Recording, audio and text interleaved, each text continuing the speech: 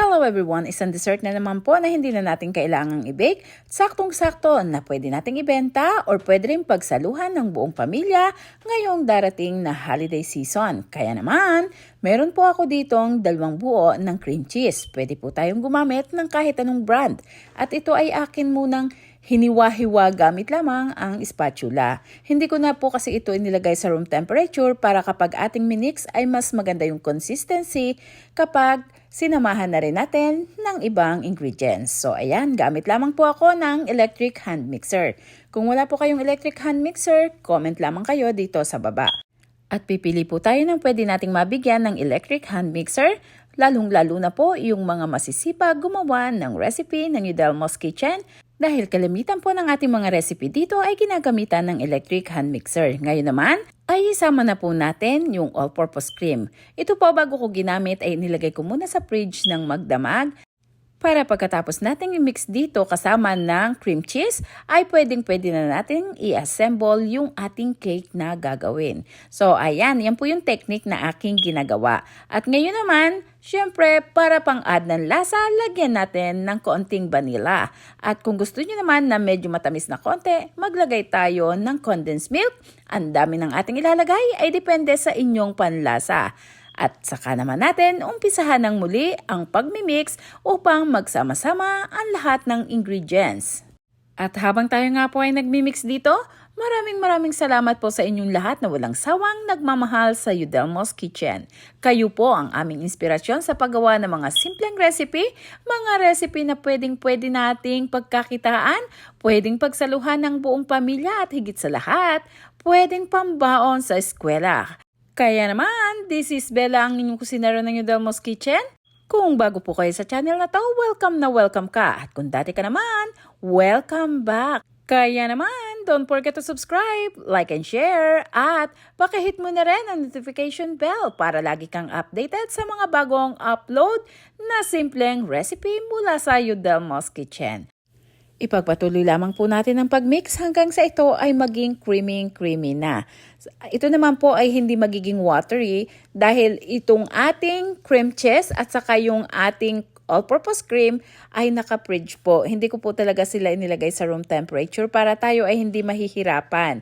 Katulad nga po ng sinabi ko kanina, mas maganda na gano'n ang gawin technique para pagkatapos nating i-mix ay diretso na tayo sa pag-assemble.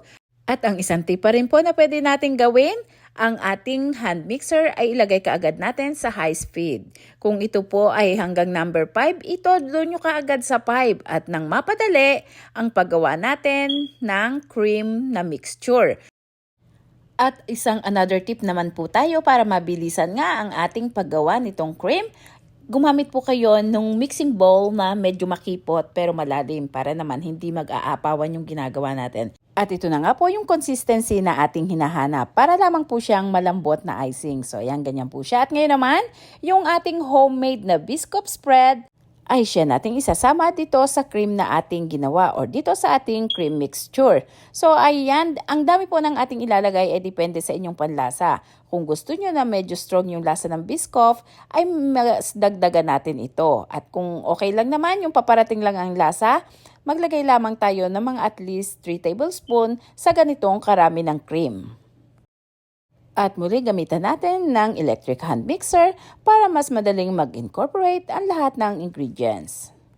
At kapag ganito na po ay okay na ito. Kitang-kita nyo pati yung consistency ng ating cream, saktong-sakto lamang. Kaya naman, umpisahan na natin yung pag-assemble. Yung container or baking pan na gagamitin natin ay pwedeng-pwede nyong sapinan ng parchment paper para tatanggalin na lamang natin pagka ito ay tapos na. At syempre yung graham crackers ay idinip ko na rin dito sa gatas para mas madali siyang lumambot. At ngayon naman, after 1 layer ng graham crackers, maglagay na tayo ng cream mixture.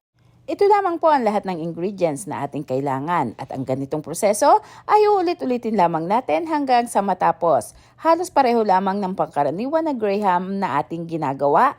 Pero ngayon nilagyan natin ng twist na biscuit dahil nga ito ay talaga namang maraming nakakagusto at syempre sinamahan na rin natin ng cream cheese instead na all-purpose lamang at saka condensed milk. So ayan, ito na naman yung panibagong recipe na pwedeng-pwede nating ipambenta at syempre, mas magandang pagsaluhan ng buong pamilya ngayong darating na Kapaskuhan or Bagong Taon or sa kahit anong okasyon ay patok na patok ang ganitong klase ng dessert.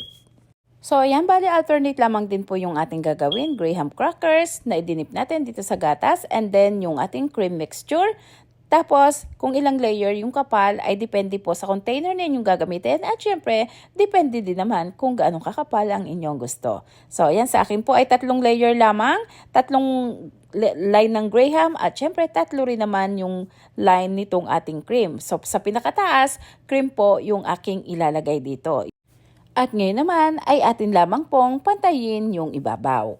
At pagkatapos nating pantayin ay lalagyan naman natin ng konting design. Ang gagamitin po natin dito ay yung Biscoff na spread. So naglagay lamang po ako dito sa piping bag. Kung wala po kayong piping bag ay hindi nyo naman kailangan bumili. Pwede po kayong gumamit ng parchment paper, pwede rin ng ziplock at pwede rin naman ang plastic ng yelo. At maglagay na nga tayo dito ng 2 hanggang 3 kutsara na Biscoff spread at ngayon naman ay i-design na natin ng konti dito sa ibabaw. So gumawa lamang po ako ng ganyang guhit-guhit. Napakasimple lamang pero presentable ang kanyang kakalabasan. At pwede nyo rin po na medyo lakihan yung butas ng piping bag or any bags na inyong gagamitin para mas malinaw yung design. At ngayon naman, atin lamang guhitan ng stick ng barbecue. Pwede rin naman ang toothpick at pwede rin naman dito ang likod ng kutsara, pwede rin ang knife at pwede rin naman yung likod ng tinidor. At maya-maya lamang ng konti, meron ng simpleng design itong ating dessert.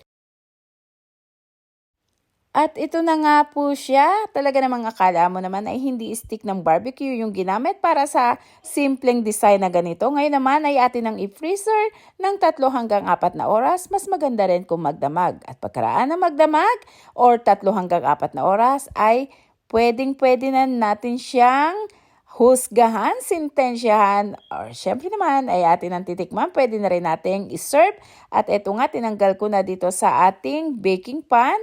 At dito ay atin na siyang hihiwain. Ito po yung purpose ng parchment paper na ating isinapin. Mas madali siyang tanggalin. At ayan na nga, gamit lamang po tayo ng kutsilyo dito at humiwa na ng kahit anong size ang inyong gusto. Kung pambenta naman, ay pwede nating ilagay sa mga maliliit na container.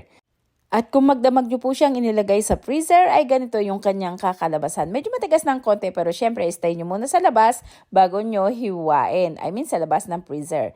At ito na nga po ang itsura ng kanyang loob naman. Talaga namang maaakit kang kainin ito. Syempre masarap itong i-partner sa kahit anong inumin, lalong-lalo na kung ang inumin ay yung inyong paborito.